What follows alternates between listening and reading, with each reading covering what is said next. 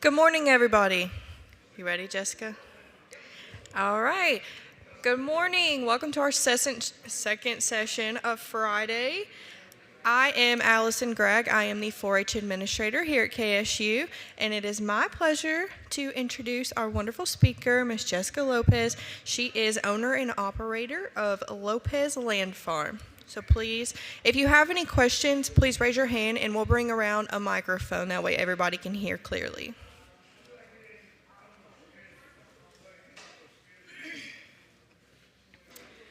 Hello and welcome.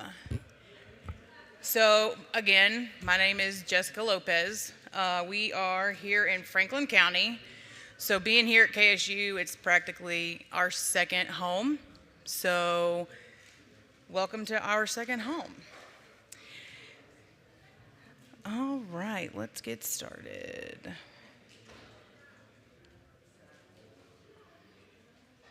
Then I have my children up here too, so they'll be introduced as well. Maybe if I can get this. When I sent this to them, it came as a video. And I cannot talk this fast, so I have to pause it. There we go. Maybe. There it is. Okay. I'm going to kind of stand to the side. So this is who we are. This is our farm. We are in Franklin County. It's my 4 children and my husband, Horacio. He's originally from Mexico. I was born and raised here in Frankfort, in Franklin County, and then our children, Esmeralda, Soledad, Diego, and Valentin. They have been raised doing this, where they're 15 and 13 now, so this is their life. With Horacio and myself, we have about 30 plus years worth of agriculture backgrounds. With him being from Mexico, he did things there. With me, the agriculture that I was brought up in was not how we do things. I was brought up in a U-cut Christmas tree farm here in Franklin County, and then I ended up into the rodeo circuit. So what I do now is nothing compared of what I was raised in with agriculture. We're first generation farmers farming this particular way. We're passionate about diversified sustainability. We love our animals. The kids might, depending on what day, whether they love the animals or not. We're growing high nutritious foods and teaching others to do the same. I really enjoy educating people, especially about the things that we do. I absolutely love it. Yeah. Maybe. Is it gonna play? There it goes. I might just let this play. That didn't do it.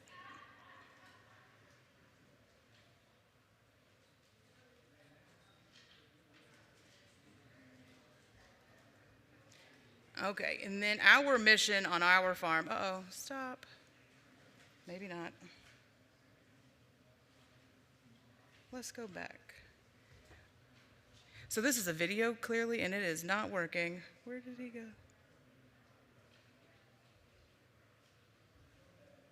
This is not my slide, people. Let's see. Uh-oh. I don't know, where did he go? Do you know where he went? He told me to use this mouse, and this mouse is clearly not working. Maybe?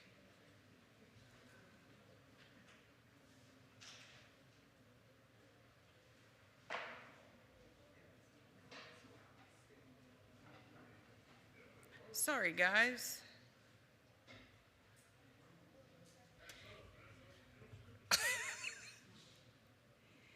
Well, I will just keep going, and hopefully he'll come in here and fix it. So on our property, we raise a variety of different things. So we raise meat rabbits, we raise meat chickens, we do aquaponics, so we raise tilapia. We have Spanish goats, Shetland sheep, we have cattle, but our cattle is for dairy. And then we process their calves for our beef. And because of our limits, we don't really raise them as beef, we raise them for veal. So because of our sizing, we try to do them sooner because we just cannot house a 1,700 pound cow. So we chose the option of raising ours as veal. I'm just not gonna touch anything. So that's our big thing. So we have 5.5 acres. So we do it small scale, but we do it efficiently for what we have. So our mission is raising good quality food, educating others. I really hope this is gonna smell. I can come back to the slides afterwards. So we raise our chickens. We do chickens we breed them. We also do, we have our heritage breeds. All of our breeds are heritage. So we have heritage chickens that we raise, Old English. They're strictly for show. Then we also have meat birds that we raise. We typically raise 2 to 3 times a year. We harvest. Here at KSU, they've got their mobile processing unit. So we're able to do it that way just because we also have a certified roadside farm market with Farm Bureau. So in order for me to sell my meat to them, I utilize the KSU MPU unit. So they have that exemption number so I can legally sell it at a storefront. So that's what we do with our chickens. We pasture raise them. So we have movable coops, so we move them around. They're on grass all the time. They do get supplemental feed, but they're not sitting and eating. They're constantly moving. I do get lots of people wanting to debate with me whether or not you can do that with chickens, and you clearly can, and I'm sure you all know that you can pasture raise chickens and get quite a bit of meat from them. We have our meat rabbits. We raise American chinchilla rabbits, another heritage breed. I specifically like those just because they were specifically bred for their fur and their meat. The meat to bone ratio on American chinchillas are phenomenal. And then of course, my obsession with furs. So it was kind of a double win for me with American chinchillas. So I specifically get from a breeder. He also raises palominos. I don't particularly like palominos, but I will definitely take them. I don't like breeding rabbits. I feel as if they're difficult for me in my operation. We lose a lot to bloat, which could be an operating error, but I have a very reputable breeder that we strictly buy from him, raise them up, and then process them. What was my next one? The tilapia. So we raise tilapia. We work with KSU. So Dr. Novello, he's the breeder for the tilapia and the aquaculture. So we get our fish from them, and we typically get them, they're probably 5 or 6 inches already, and then we'll raise them up a couple of months, and then we'll harvest. We typically do 2 harvests with tilapia throughout the year. Roughly, they're about £1 a piece. We can sell those pretty well too. We also use the MPU unit for those. And we use the MPU unit as well for our rabbits. So our chicken, our rabbits, and our fish, we can utilize the Kentucky State University mobile processing unit. And again, that gives us the availability to sell from our market. Then our beef, so again, it's not really beef. We have 2 dairy cows, and then we milk one, and then the other one, she's a heifer, so she will eventually be milked when she has her calf. And then the calf that we got this year, he will be going into veal. So he'll be in the freezer come this spring. So again, we're small scale, so therefore we can't do big cattle. We just can't. We can't house that. So then after the cows, we have our sheep and goats. So our sheep, I typically don't like heritage birds, but when it comes to the other livestock, I thoroughly love these heritage breeds. So we raise pure Spanish goats. They are phenomenal. They are actually a dual purpose breed, so you can actually milk them and get quite a bit of meat from them. The main priority for me when we were looking for goats was because of their horns and their pelts, because that's my thing. I like pelts and I like horns. So we ended up getting into this breed, and they have been absolutely amazing. They're great mothers. They don't care about the grass on the other side some of the times. They're just really docile. They're really easy to handle. So the Spanish goats are absolutely phenomenal if you're looking for a heritage goat. Then we've got another heritage. We have Shetland sheep. So Shetland sheep are more your fiber sheep. We raise them strictly for meat, and they're small. So the smaller sheeps, we don't have to worry about them wanting to jump fences and getting out. They're extremely docile, and they're phenomenal mothers. And again, I like the horns, and I like their pelts. So since they are a fiber breed, we do shear them. And what we do with our wool is we're actually insulating our fish tanks for our aquaponics. So using that wool to insulate is saving us an additional cost with heating the waters for the fish. So that's what we use our wool for. And again, we harvest strictly for meat with them, and we do the hides and then skulls. I think that was all of those. So, and then we also have a on-farm roadside market with Kentucky Farm Bureau. I was telling Fran earlier that we're kind of the small end of the certified market things. So our market is technically our front porch. So we have all of our freezers, we have our tables, our shelves. So with our produce, our meats that we do here with the MPU unit is literally on my front porch. So if you come, you're coming to my house. So it literally, you're pulling in my driveway and you're greeted with us at our porch. We do also offer on-farm education. We do the aquaponics, so we grow a lot in our aquaponics. We do a lot of fruit-bearing plants. Lettuce thrive in there. We do lettuces. Last year, or actually this past spring, we actually had quite a few volunteer tomatoes come up in our aquaponics system because we do a flood and drain system. So we have lava rock, so the water will flood it and then drain it every 45 minutes to an hour. So it's not like the other constant flood systems where the roots are just sitting in constant water. So our system is different. So fruit-bearing plants do really well there. Then we also have a high tunnel that we've got through NRCS. We do all of our vegetable production out of there. It's currently in organic transition. We do CSAs, so our entire CSA comes out of that one high tunnel. So we strictly have between 25 and 30 varieties of vegetables in our one high tunnel. And we're able to do that because we sectioned it off so well. Because it literally 8-foot section could be onions, the next 8 foot could be cabbage, the next 8 foot. So we're able to do that, and then we're able to rotate. So we have 4 rows that we're able to rotate in 8-foot sections. That's the way we're able to grow as much as we grow in that confined area that we grow.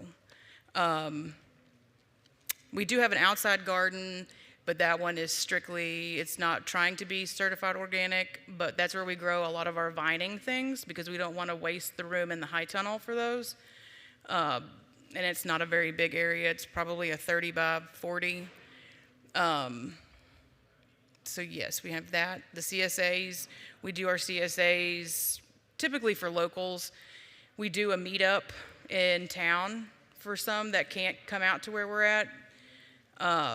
And then you also have the option of picking up on farm. So we do offer that for our CSAs. And because I am certified to be a roadside market, I don't have to go to farmers markets. I am the person that my Saturdays are very important. So my husband, he's the one that works Monday through Friday. So Saturdays, I really am not giving that up because that's our family time. So we don't have to go anywhere. We don't have to set up. We don't have to take up, set down. We don't have to do none of that stuff. So it really benefits us being on the farm. If someone shows up, we're there. We'll handle the business. They leave, and then we go back to doing our typical day. So I highly recommend that just because it's really convenient, especially for a system like ours. What else can I say? Our on-farm education. So I do a whole lot of our on-farm education. So I know NCAT, that's here, out there in the hallway, they bring tour buses out, so then they can come out. We do farm tours. They can see how we do our operations. I do on-farm field trips with homeschool kids. They'll come out, and we'll do, typically a class is out in the field. We put a table in the field. They get to whichever topic they want to talk about. So if they want to talk about small ruminants, I'll teach them about small ruminants, and then we'll bring them over to the table. They get hands-on. They get to touch the animals. They get to feel them. For the older kids, we will allow them to get more hands-on where they can learn how to cut hoofs or learn how to actually shear the sheep and learn how to do things like that. And that has really picked up for us because these kids are so disconnected from our food system. They still think chocolate milk comes from a brown cow. So adults still think that, but it's giving us the opportunity to actually educate these people that that's not really what it is.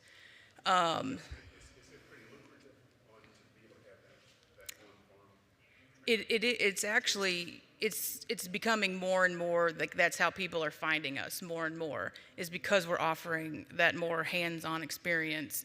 Because it can literally, because we have such a variety, you can kind of pinpoint what you want to talk about. So if you are interested in aquaponics, well, we have that. If you're interested in goats, well, we have that too. If you're interested in cows, well, we have both beef and we have the dairy. So it kind of really hits in our favor because we have such a variety, we can almost tag into anything. So if you're interested in vegetable production, we have a high tunnel. If you're interested in outdoor growing, we have the outdoor growing. So it's almost like a one-stop shop to your education. So it's really picked up for us. We have had, we try to get our local 4-H and FFA kids involved. So they'll come out, they'll do farmer for a day. So then we're one of the stops where they'll come out and we put them to work for a day. Yeah, so that's pretty much how we run our facility. Is there any questions about anything in particular? Feed all grains. It sounds like you got such a wide array. Is your food cost for them pretty heavy? So we're on 5.5 acres. So we do all of this very low scale. We do rotational grazing. So out of the 5.5 acres, we have 3 fields, which are our priority fields, and then we have our backyard is our sacrifice field. So each one is roughly 1.5 acres. So we're able to rotate pretty well. For feed, our only animals that get feed are sheep. The sheep, the goats, and the cattle only get it when they're in lactation. So during breeding season, that's the only time that we feed them.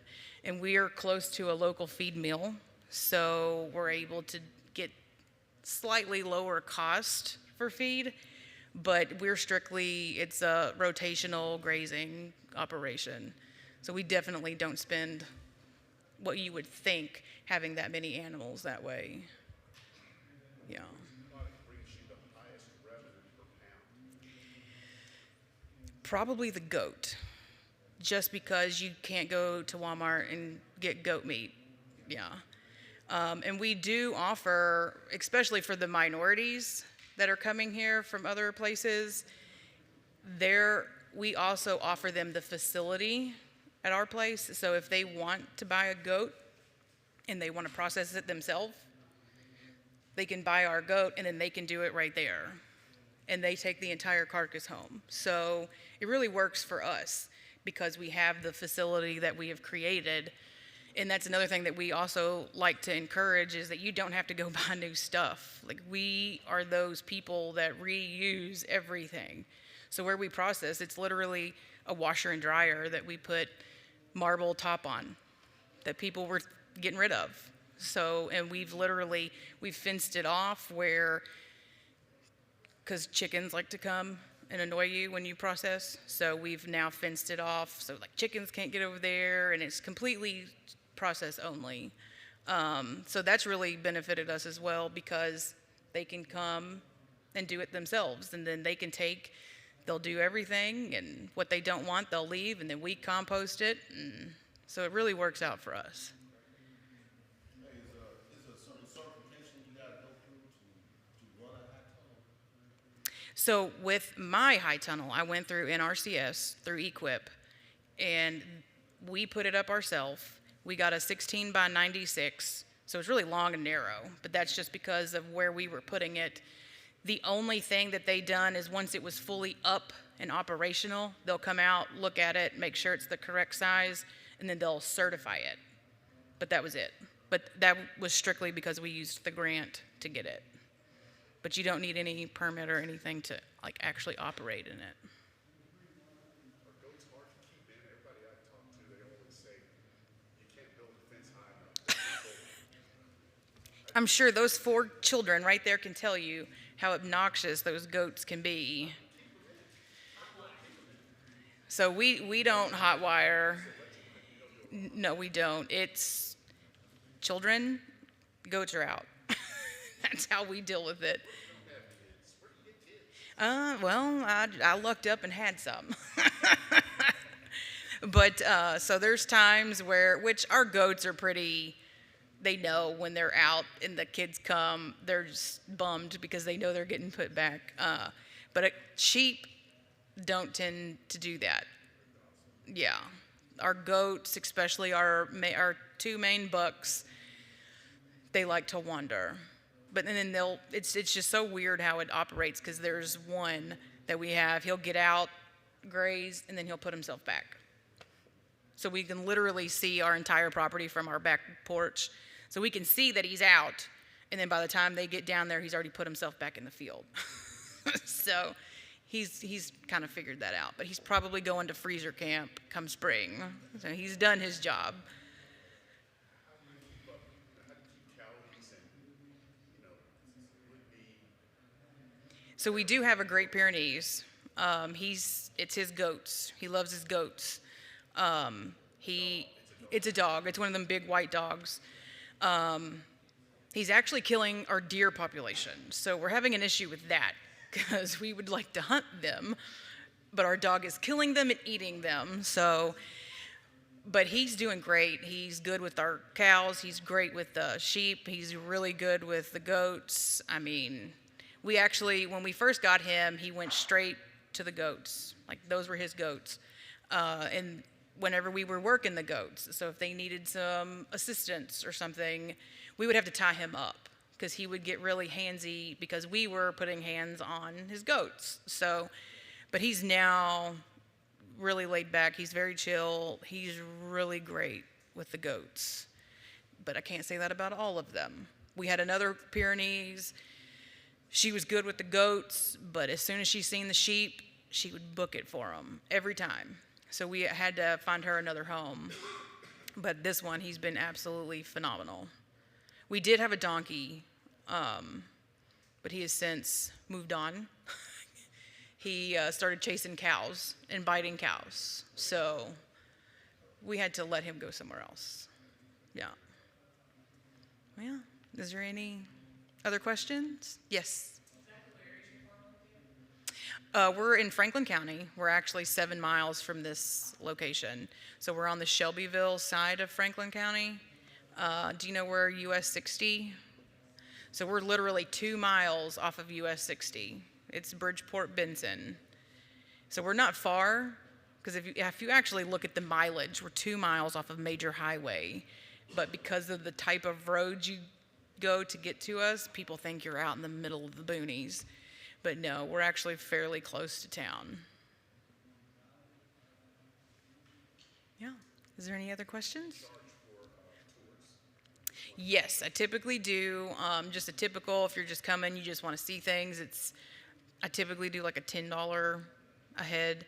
But when you're coming and you want more education, I even offer a getting started course where you can literally pick my brain for 2 hours, and I will charge for that. And I will just tell them like grants that you can utilize, because we utilize a lot of grants.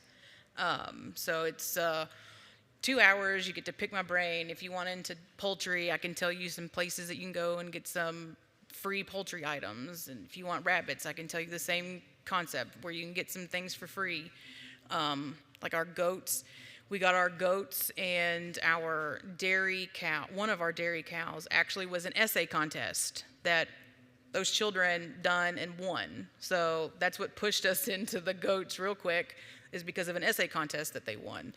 We got into the dairy cows because of a different essay contest that they entered and won. So when you come and take that like getting started course that I have, I tell you things like that. So if you're interested in that, I can tell you where to go, where you could get the opportunity to win something like that. So yeah, I do charge for those, because this is my full-time job. So I have to find different ways to make a profit. And I do make quite a significant profit on my pelts and skulls and bone crafts. I do really well with those. So I go to fairs, like Renaissance fairs, and I can sell all kinds of stuff. I have a beef femur and the rib bones, and it's a wind chime. And I can sell those crazy. And then there's just all kinds of different crafts. We do rabbit skulls. No, we do not throw away anything. Yes, sir, they sure do. So you can do that, or you can, so just as an example, so I went to a fair a couple weekends ago, and I had rabbit skulls from when we processed. Well, they were a little crushed, so you could go and glue them and put them back together, or you can put those pieces in a bag and put the skull on top and say they're rabbit puzzles. And they sell like hotcakes. Yeah. Yeah.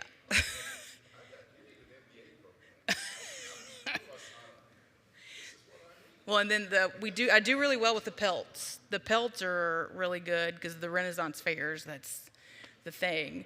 And then it makes me even more unique because I did all of that. Like I tan my own, I do my own skulls, I do my own bones, I do everything myself, and it came off of my farm. So it's not like you go to someone else's booth and they bought it from a trapper up in Wisconsin or Michigan. Like you're literally getting, I think it kind of got somebody off guard because one of my daughters, they're her goats. They're her goats. Well, when they're a pelt, they still have the goat name. So I have to tell her, can you go move that pelt? And she said, which one? And then she'll name off their names. And I'm like, yep, that. Which each one. How close do they get attached to your animals? Are they able to handle it? You guys? Do y'all get attached?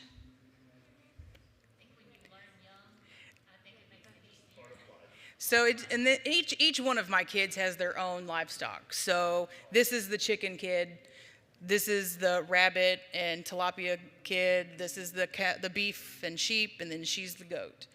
So they can. They're phenomenal. Yeah. Mhm. I absolutely 100% agree. No. No. Well, I couldn't do what I do without them. Yeah. Oh, yes. Yes. And they can process their own animal. They know what to do. They know the full anatomy. They are pretty phenomenal kids. Yes. Do you get parents that want to come out and bring their kids to learn this? All the time. All the time. It just kind of depends. Typically, yes. Now, I did offer a summer school type of thing last year. I didn't really get any hits on that. I might offer it again just to see if anything comes about it. But with the FFA kids or the 4-H kids that come out, it's farmer for a day. I'm not going to charge for that, which half the time I'm working them. Yeah, I'm working them. It's free labor. I mean, we had them doing 5-gallon wood chips. We made them shovel wood chips, and then they would have to walk the 5-gallon buckets up and dump them where we needed them. So we don't charge for that. Between the goat, sheep, and rabbit, which is the easiest to grow and harvest and process, make money? Rabbits. Why is that? For the rabbits, I can sell the meat, I can sell the skull, and I can sell the pelts. And that's probably my biggest moneymaker. And just because I can just sell them so quickly. Now the goats, the goats, because of that breed, and they come in variety of colors, that plays in hand, and then the skulls. So most people, they want females to breed. Well, every time they start kidding, I'm hoping for males. I want all males because they're gonna have the best horns. That's what I look for. So pelt is their skin. It's the leather side with the hair. And again, I go to those fairs and they sell like hotcakes. I want to leave others to ask questions, but I don't want to ask all these, but what do you do to get it ready? So it's a whole process. I typically pickle. I pickle all of the hides, and I do all of them the same way. I mean, I do deers. We've got a friend of ours that coyote hunts. He'll bring me coyotes, so I'll do them. I've got every sheep, every goat that I've ever done, every rabbit, same method. I pickle them, and then it's a whole lot of elbow grease. You tack them up, you dry them, and you're just scraping them until the leather gets super soft. So it's a lot of work. So, I mean, they're not those $5 Amazon pelts. They're not that, because my time is very valuable, so I definitely charge for that. But again, I go to these fairs and people love them. They do. Yes. Yeah. The meat is one part. So that's why we got into these, is because I have an obsession with the pelts and the furs. So that's my obsession. So it just kind of fell into, well, we can eat these too. So then, and we do everything on farm, especially with our sheep and a goat, because all of that meat's feeding us. The meat that we sell is what we do here at the MPU unit. So for the sheep and the goats and the veal, we're doing ourselves and it's feeding us. And that's because you can't use the MPU for those. So, and then if we do sell them to someone else, it's their animal, they're doing it themselves. So that's how we're able to do it that way, which works out for me, because a lot of them, they don't want the head, they don't want the hide. Well, then I just sold my animal, they process it themselves, and then I still get to keep the pelt and I still get to keep the skull. So it's a win-win for me. Yeah. Is there anybody else that has any questions? No?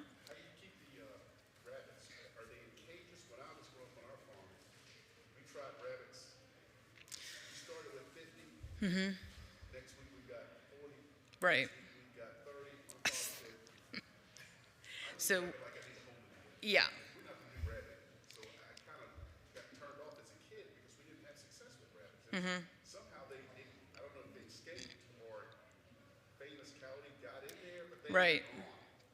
So for us, they're all in cages. We had a really bad outbreak with coccidia in our rabbits 4 or 5 years ago, and they were on the ground, and our chickens are on the ground. And chickens typically always have some type of coccidia in their system, so that's where we think they got it from. So the rabbits we have now never touch the grass. Like, we will give them hay, and then they will get pellets, but I don't like breeding. I just don't. That's just not my thing. We used to have a supplier that had a pet snake. So when we did lose them to bloat, I could then still sell it for the same amount of money, doing nothing, and sell it to them, and they would feed their snake with it. But that snake has since died. And I don't want them to constantly go outside and there's another dead animal. I just don't want to do that. So I don't like breeding. It's just too much for me. But ours are in cages. So if you sign up for Steve Skelton's rabbit program, they will give you a 3-hutch rabbit cage. Skelton. He's the one that's over top of the MPU here at KSU. If you sign up for, and like he does the same thing for chickens. So if you sign up for his chicken program, he'll give you a chicken tractor. Like he teaches you how to put it together. He'll give you the supplies, and then you just take it home. So that's something else that we do. For the rabbits, it's like a 3-hutch cage. He gives you the automatic water setup. He gives you the feeders that go with it, and then you just put it together. We have ours hanging. So we found some like electrical wire that somebody was throwing away, and we just tied them up in rafters. So they're hanging. And then we put buckets underneath ours so they can, we can collect the manure.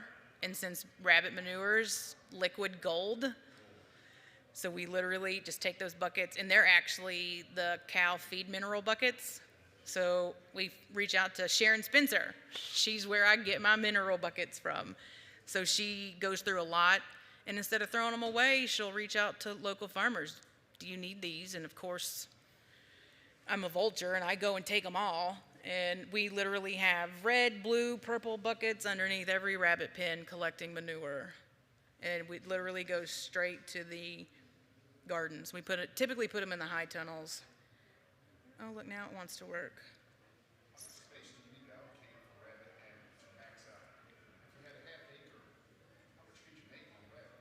Oh, you could do a lot of rabbits, a lot. So with ours, I mean, a lot of people, so there's our setup.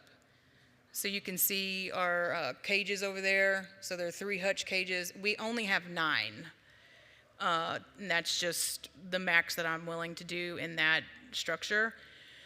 I mean, if you breed them, you can still turn them out in the grass in little rabbit tractors. But again, we don't do that. I don't want mine on the ground. I don't want to take that coccidia risk again. So that's how we do them, and it's typically 9 at a time. Once we harvest those 9, I go back to my breeder, and then when he's got more that are ready for me, I will go to my breeder and get more. So again, I don't like breeding. 9 rabbits at a time. So if you get them small enough, and if you can put maybe 2 in a cage, but I don't like doing that because then they'll fight, and then they'll start doing that, and then when you're harvesting them, they'll have bruises or scratches, and then that makes the meat it's not appealing to the eye, so then people don't want to buy that. So we don't typically do that. It's typically 1 rabbit per cage, and we have 9 cages. I mean, if there's a chance that he has more rabbits at a time, we've got dog crates that we put on tables that we'll still put them on those tables. That way we can still house more. But no, those 3-hutch cages can come from KSU with that rabbit program. Is that the mobile processing? Yes, so that's the MPU unit here at KSU that Steve Skelton runs. That's where we do our tilapia, our rabbit, and our chicken. So that's what the inside of the trailer looks like for the MPU unit. And I can't express enough how phenomenal that place is. It's easy cleanup. They deal with composting, like you don't have to deal with any of that. And especially for the chickens, it just makes total sense. Like you don't have to worry about any of it. How many times a year do you do a processing of rabbit? So using the MPU, you're looking probably 4 times a year. But another thing that we do offer on farm is I can teach you how to do it. So I will provide the rabbit, I'll teach you how to do it, and then you get to take that rabbit home. So that's worked in my favor too, and then I don't have to use the MPU unit, and then that person is just learning how to process their own rabbit. Because I'm just teaching them how, and then I just sell them the rabbit. So then they take it home, and they now know the knowledge and the skill to do it themselves. So if they did want to get into doing their own rabbits, they can do it that way. But I cannot say enough about that MPU unit. It's just there, water hose, you don't have to scrub. It's just so convenient. Looks like you got a barn where you got the cage. How big is that barn? So it's actually just a run-in shed, and it's probably 15 by 20. It's not big at all. So the rabbit cages, you've got the 3-hutch on the left side, and then you've got a 3-hutch in front, and then another 3-hutch beside that one against that wall, and that's all that's in there. We could put more in there. I just have no means to do that. I have no interest in doing that. 9 seems to be enough.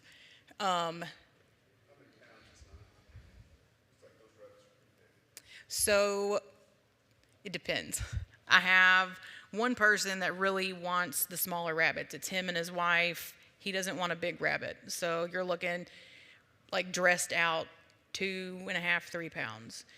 But for a family of 6, I need like a 4.5, 5-pound rabbit. So there are things like when we're ready to eat, I keep them longer, I grow them out longer.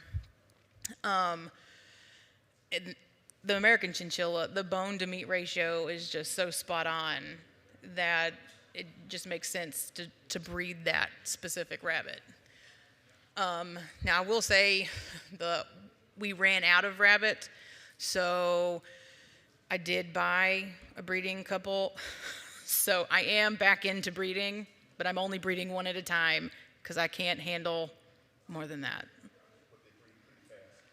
Every 30 days they can come back into heat, but I just don't like doing rabbits. The tallest rabbit? The biggest one that we've processed, or I mean, you've got the giants, like you've got like a chinchilla giant, and you've got Flemish giants, but the bone to meat ratio is not the same. It's more. It's not even. They're just big boned.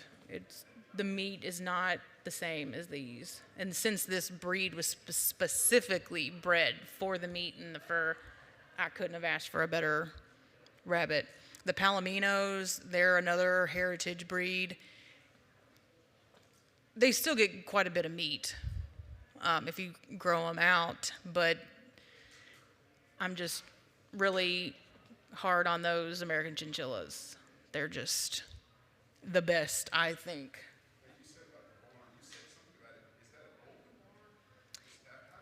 Yes. So when you're looking at it, the upper side, the wood is the upper side of that, and then the back side is covered in tin. So it's open on the east side, and then we have a door on the southwest side. So where I'm taking that picture, that's where the door is. And then on the east side, which is over here, it's just open, wide open, which benefits us because of the location. We're getting that sunrise, and then in the hot of the day, they're covered. We leave the door open. They get airflow, so we don't have any stain, like sitting air, because rabbits do not like that. These rabbits actually, I think all rabbits, they do better in the winter than they do in the summer. So we do put fans up in the summer times.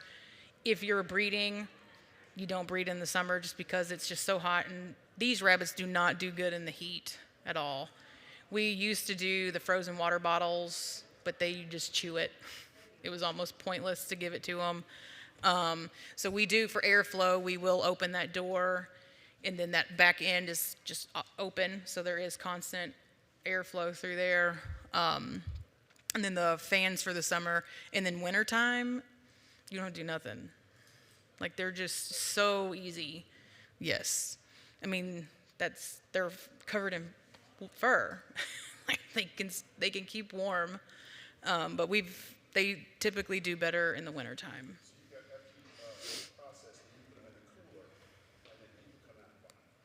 So for our meat using the MPU unit, once you process, you have to put it in ice water or an ice bath, and then you leave it in there, and it has to get to a certain temperature. I think it's 2 hours. It has to reach a certain temperature, and that's like a USDA thing, just to make sure it's good quality meat. It's the same with chickens. So you put them in ice bath, and they have to get to a certain temperature within 2 hours. I think turkeys is 4 hours. And if they don't reach that temperature in that amount of time, then you cannot sell that. But with us processing, yep. So with us doing it on farm and teaching, typically the people that come and process themselves at our place, they'll get a cooler with ice, and then they take that home. But when we do it here at KSU, 2 hours, we hang them up and let them drip dry like that, and then we put them in bags and seal them. because they've got a sealer here too. Do you have any ready now? Do I have any rabbits right now? To- Are you have any ready to be processed? I just got 8 last week, and I have 2 that I'm processing this Saturday. Just because they're bigger and I just need more room. And then we do have one doe. She kindled 2 weeks ago, 3 weeks ago, and she's got 5 babies with her. And they're to the point now where they're getting more mobile and they're jumping in and out. So we typically, like the box that's beside her, we typically put it on its side so the babies can go in and out. Because if a baby bunny gets out of that box, rabbits can't pick them up and put them back in. Like dogs and cats can, but rabbits can't. So a lot of people lose little rabbits if they're out there because they'll freeze to death. So when they get to the point where they're jumping out of boxes, we'll typically take that box and put it on the side so the rabbits can go in and out, so she doesn't have to worry about how am I going to get that baby back in. So we have had that happen before too. We've just had a lot of things happen with rabbits. So breeding is just not my forte.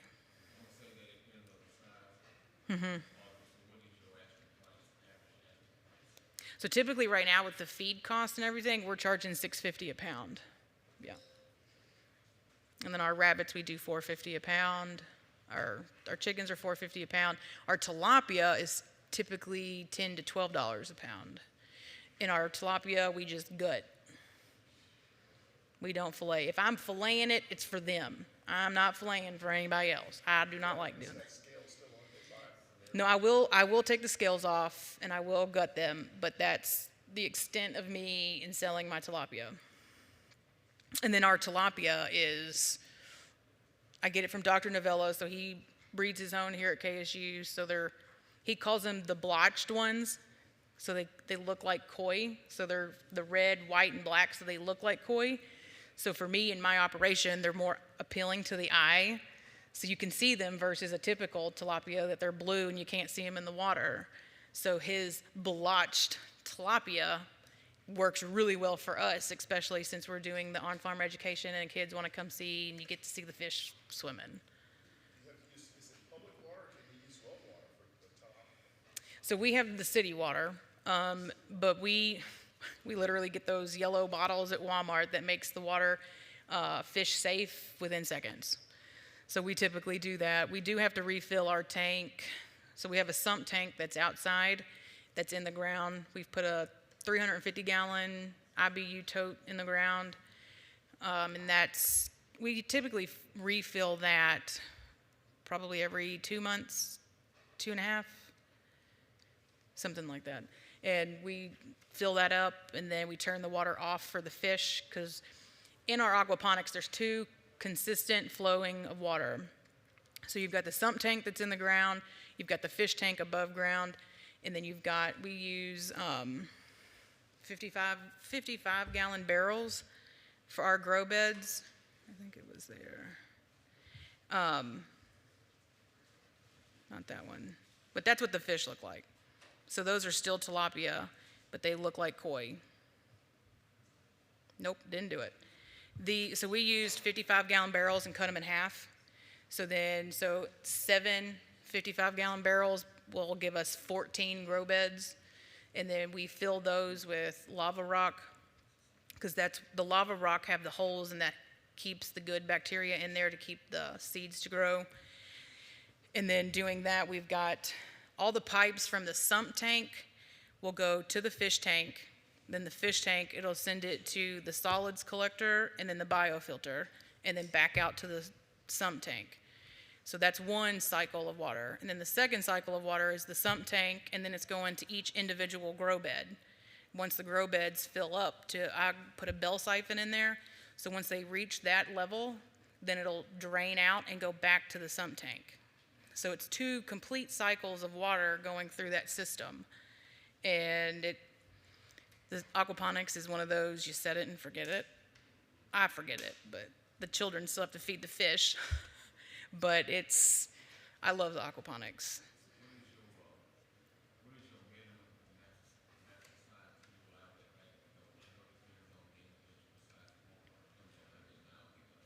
On the rabbit, it's strictly based on your personal preference. I know some farmers like them smaller. They like the 3-pound dressed rabbits. But for me, it just, because if I can't sell it,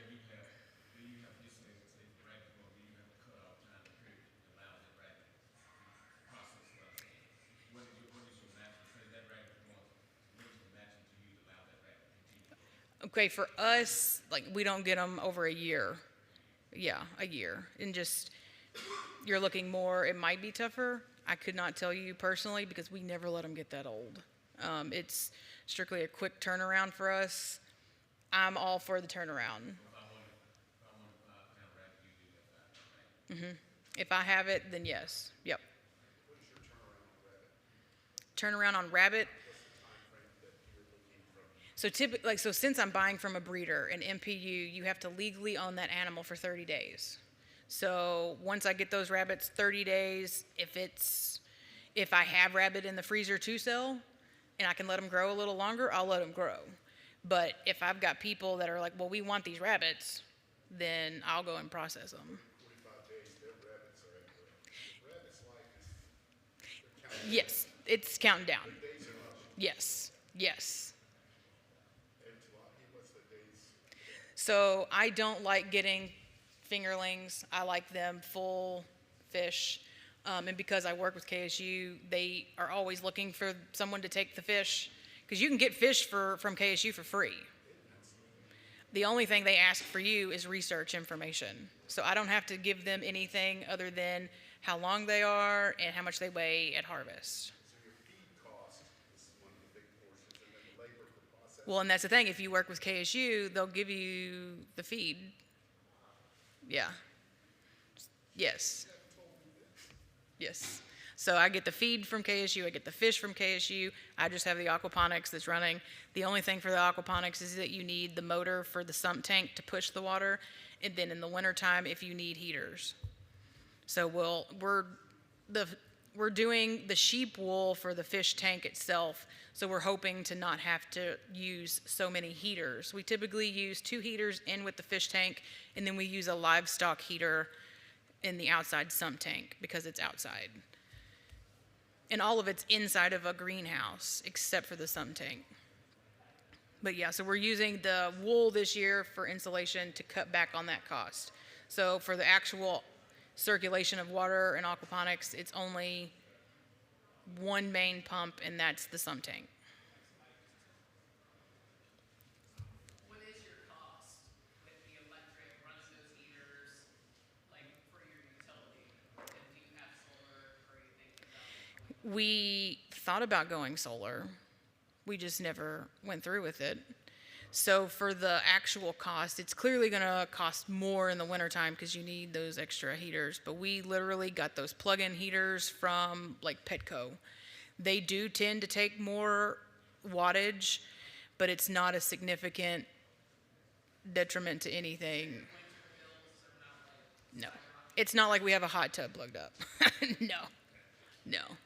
Which we do have a hot tub, and that will make it like triple in the utility bill, yes.